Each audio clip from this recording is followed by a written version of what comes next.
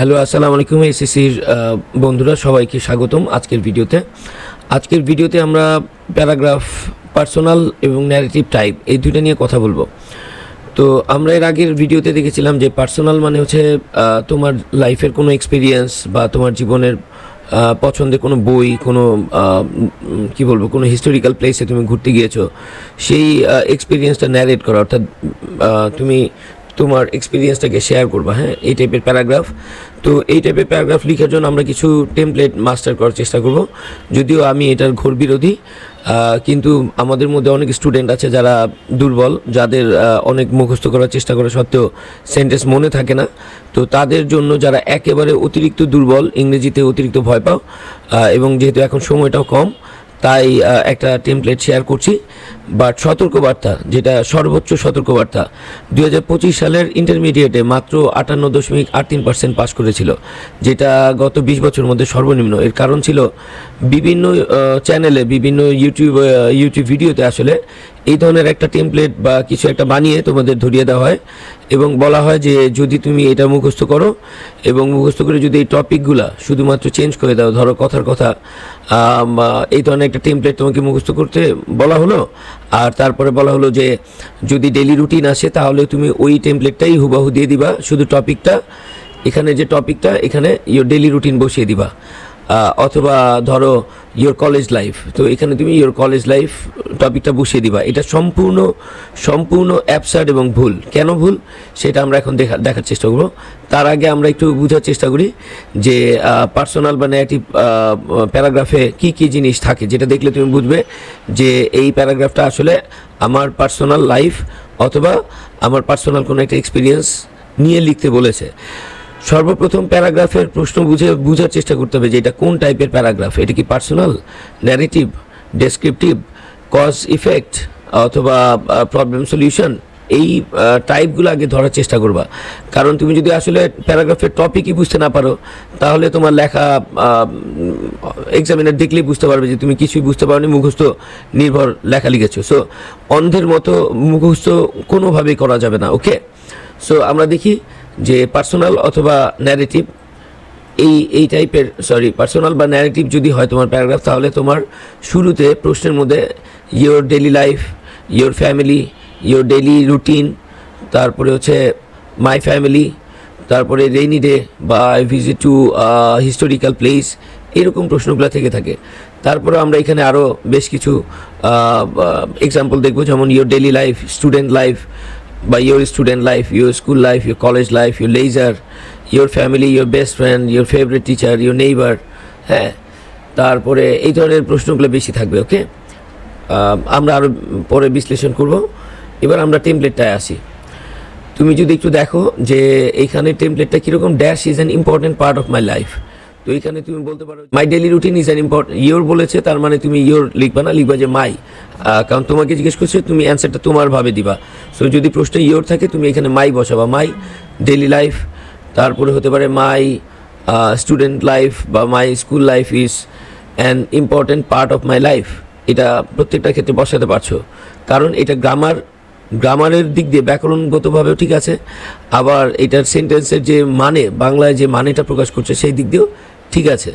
কিন্তু যেই ভুলটা সবাই বেশিরভাগ করে, এখন যদি আমি বলি যে ইয়োর বেস্ট ফ্রেন্ড বা ইয়োর ফ্যামিলি, যদি আমি এখানে বসাই বা ইয়োর লেজার, যে your leisure is an important part of my life, হয় মিনিং ওয়াইজ এবং গ্রামাটিক্যালি হয়তো, বা my family is an important part of my life, এগুলোও হয়। তো বেশিরভাগ হয়, কিন্তু তুমি যখন নিচের সেন্টেন্সের স্ট্রাকচারগুলো দেখবা, যেমন ইট has a special influence on my daily activities and thoughts. এখন এখানে যদি তুমি লিখতা যে my friend, my favourite friend, অথবা মাই ফেভারিট বুক বা মাই নেইবার, হ্যাঁ, is an important part of my life, ঠিক ছিল। কিন্তু মাই কি বলবো, এখানে যেটা ছিল আমরা আরেকবার দেখি। আচ্ছা, হ্যাঁ, my favourite teacher, it has a special influence on my daily activities and thoughts. আমার টিচারের কি আসলে আমার প্রতিদিনকার অ্যাক্টিভিটি এবং চিন্তায় একটা স্পেশাল ইনফ্লুয়েন্স আছে। এটা গ্রামার ওয়াইজ ঠিক আছে, কিন্তু মানেটা তুমি যদি একটু চিন্তা করো যে আমার টিচার আমার অ্যাক্টিভিটি, আমার চিন্তায় সব কিছুতে ইনফ্লুয়েন্স করছে, বা আমার নেইবার আমার চিন্তা ভাবনা বা আমার অ্যাক্টিভিটিস, প্রতিদিনকার অ্যাক্টিভিটিসে ইনফ্লুয়েন্স করছে, এটা মিনিং ওয়াইজ আসলে ঠিকমতো যায় না। ওকে, সো যেই জন্য আমার সকলের কাছে রিকোয়েস্ট, যেমন আমার লেজার মানে আমার যখন অবসর সময়, সেটা আমার প্রাত্যহিক দিনের, আমার প্রতিদিনকার অ্যাক্টিভিটিস এবং চিন্তাভাবনার মধ্যে একটা বিশাল ইনফ্লুয়েন্স করে। এটা আসলে মিনিং ওয়াইজ, অর্থগতভাবে এটা আসলে এই সেন্টেন্সটা ঠিকমতো যায় না এই টেমপ্লেটটার সাথে। সো তাহলে সেক্ষেত্রে তোমরা কী করবে? তোমরা কি অন্ধের মধ্যে এই টেমপ্লেট মুখস্থ করবে?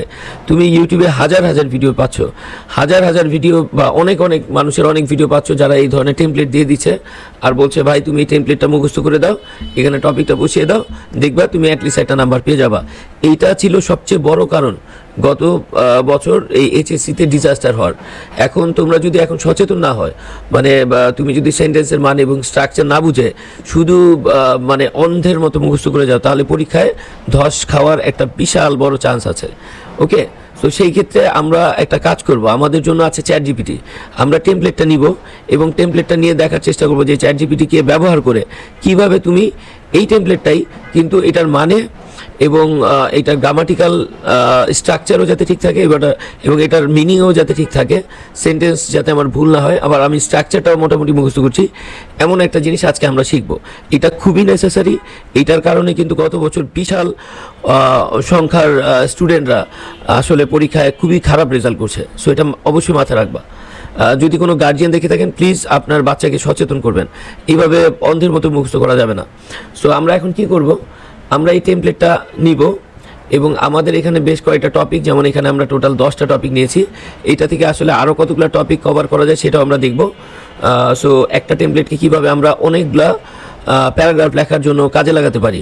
ফার্স্টে বলে নেই, একটা টেমপ্লেট মুখস্থ করে অন্ধের মতো ভুলেও এইভাবে তোমরা সব প্যারাগ্রাফে সেম সেন্টেন্স ভুলেও লিখবা না, এটা কিন্তু ডিজাস্টার।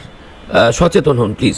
সো আমরা এবার চ্যাট জিপিটিতে আসছি। চ্যাট জিপিটির একটা ভার্সনে এসে দেখেন আমি টেমপ্লেট 3 যেটা আছে, ওই পুরো টেমপ্লেটটাকে আমি এখানে কপি করে বসিয়ে দিয়েছি। বসিয়ে দেওয়ার পরে আমি এখানে যে টপিকগুলো কভার করে যেমন এই টপিকগুলো কভার করে, তো এখান থেকে আমি এই প্রথম 5টাকে কী করলাম, কপি করে, হ্যাঁ এই 5টাকে আমি জাস্ট কপি করব। যেমন ফার্স্টে আমি এই টেমপ্লেটটাকে কপি করি, আমি পুরোটা একদম শুরু থেকেই দেখাই। এটাকে আমি কপি করেছি, কপি করে আমি এখানে পেস্ট করে দিয়েছি। ওকে, একেবারে সেম টু সেম পেস্ট করেছি এইখানটায়, আস্ক এনিথিং এইখানটায় পেস্ট করেছি। দেন আমি কি করেছি, আমি এটা এখন আর করব না, কিন্তু তোমাদের বোঝার সুবিধার্থে। এবং পরের পেজে গিয়ে আমি এখান থেকে প্রথমে 5টা নিলাম, নিয়ে আমি এটাকে কপি করব। কপি করে আমি এই যে শিফট দিয়ে এন্টার, তাহলে নিচে নেমে গেল। তারপর কন্ট্রোল ভি মানে পেস্ট করলাম, অর্থাৎ ওই যেটা আমি কপি করে এনেছিলাম এখানে দিয়েছি। দেওয়ার পরে আমি কি লিখেছি, এই টপিকগুলো কিভাবে কভার করে, হ্যাঁ এই টেমপ্লেটগুলো কীভাবে টপিকগুলো কভার করে। দেওয়ার পরে আমাকে ও পারফেক্ট অ্যান্সার দিতে পারেনি। সো তারপরে আমি কি করেছি, যেহেতু পারফেক্ট অ্যান্সার দিতে পারিনি, আমি এইবার এইটা লিখেছি। এই টেমপ্লেটটা দিয়ে তুমি এখানকার প্রতিটা টপিক আমাকে সিরিয়ালি লিখে দাও। এটা লিখার পরে দেখো সে কি করলো, যে এই যে আমার ডেইলি রুটিন। এখন দেখো, এবার আমি তোমাকে একটু একটা জিনিস দেখাই। যখন আমি ওকে বললাম যে এই সেম টেমপ্লেটটা দিয়ে তুমি আমাকে প্রত্যেকটা টপিক সিরিয়ালি লিখে দাও, গ্রামার এবং মানে দুইটাই ঠিক আছে, এবং দেখো এসএসসি ফ্রেন্ডলি 7 থেকে 9 নাম্বার পাওয়ার মতো, এইভাবে সিম্পল ভাষায়, যাতে যারা উইক এবং যারা ভালো তারাও দেখতে পারো। যদি তুমি আরও মডিফাই করতে চাও এটাকে করতে পারো।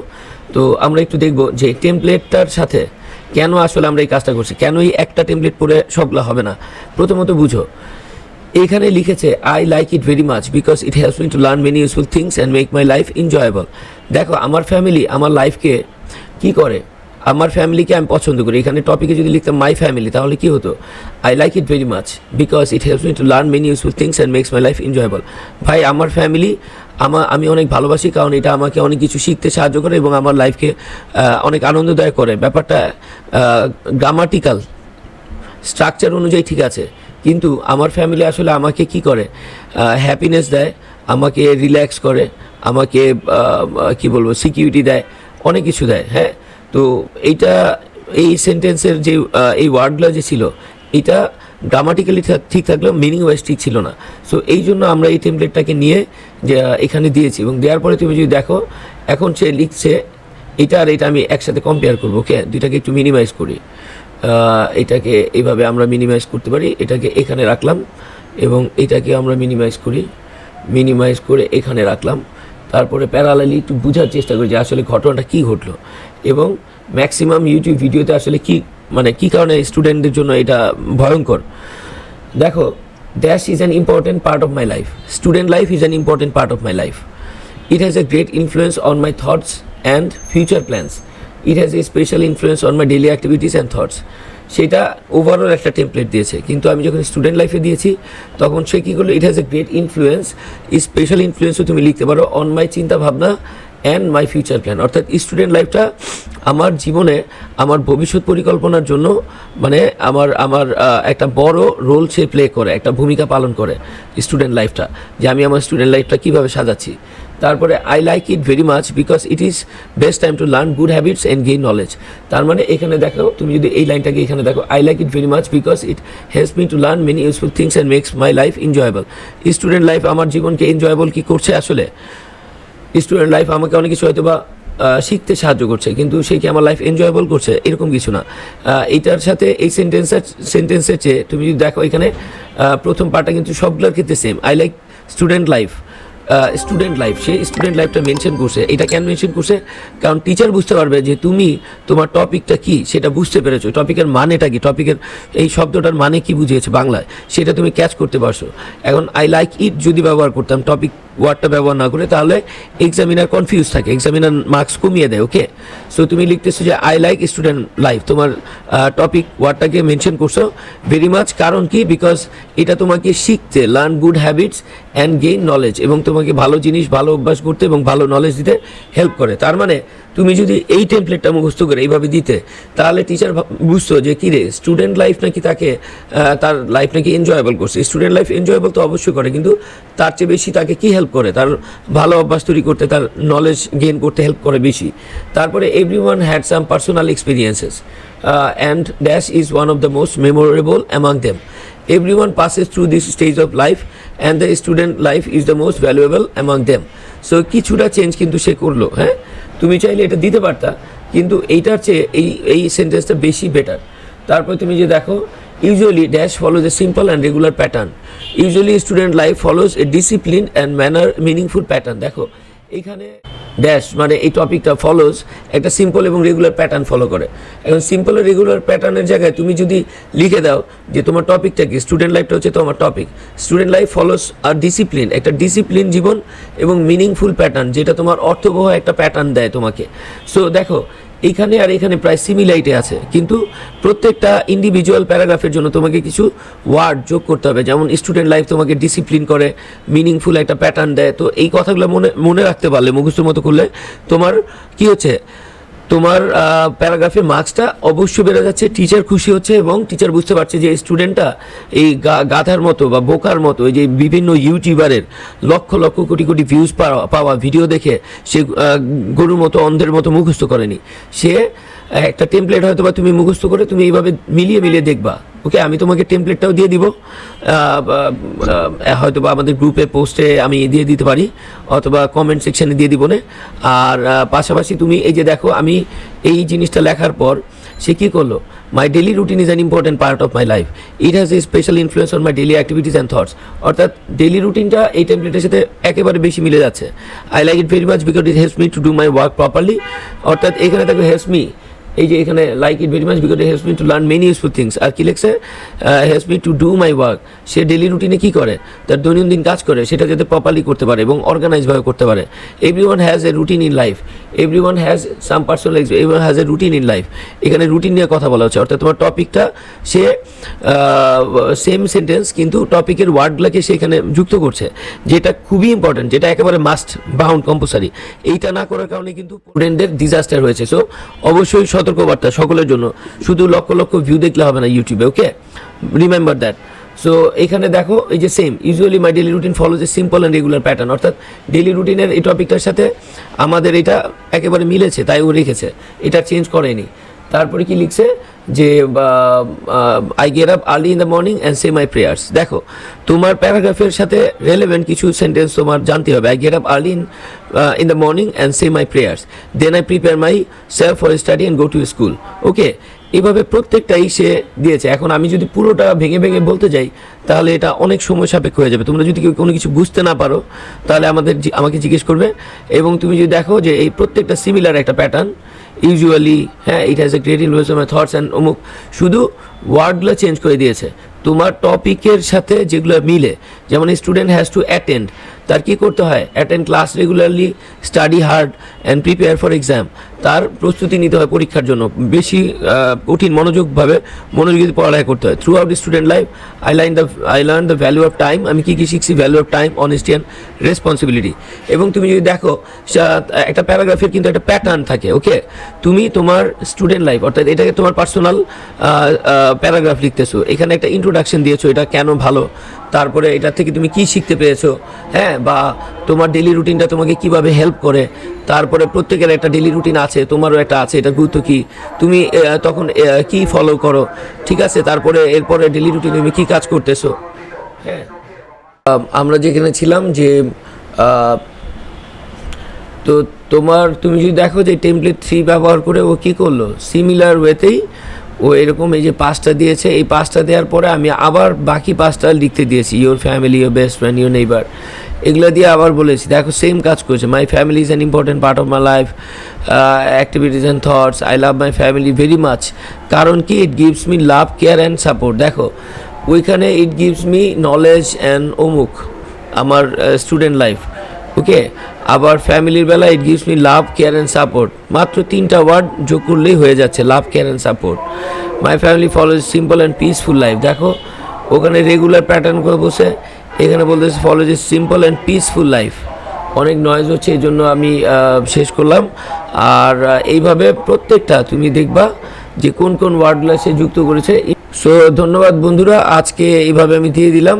আর আমি চেষ্টা করব যে ডেসক্রিপশন বক্সে এই প্রম্পটগুলো তোমাদের সাথে আমি কি লিখেছি, কিভাবে লিখেছি এবং চ্যাটজিপিটি টেমপ্লেটটা সহ আমি দিয়ে দিতে, এবং কি প্রম্পট তুমি লিখে এগুলো বের করবা সেটাও দিয়ে দেওয়ার চেষ্টা করব। যদি কারো কোথাও বেঁধে যায়, সমস্যা হয়, শেয়ার করবা কাইন্ডলি। Thank you. তোমার যে বন্ধুরা বই কিনতে পারছে না বা যারা গ্রামে বসবাস করছে, যাদের কাছে স্মার্টফোন আছে, চ্যাটজিপিটি নামানোর অপশান আছে, তাদের সাথে অবশ্যই এই ভিডিওটা শেয়ার করবা। আমি চাই ফ্রিতেই যাতে সবাই নিজে একা একা শিখতে পারো। আটকে যাবা, থেমে যাবা, জিনিসটা নতুন, অনেকের প্রবলেম হতে পারে, শেয়ার করবা। যতটুকু সম্ভব সর্বোচ্চ চেষ্টা করবো হেল্প করার। Thank you.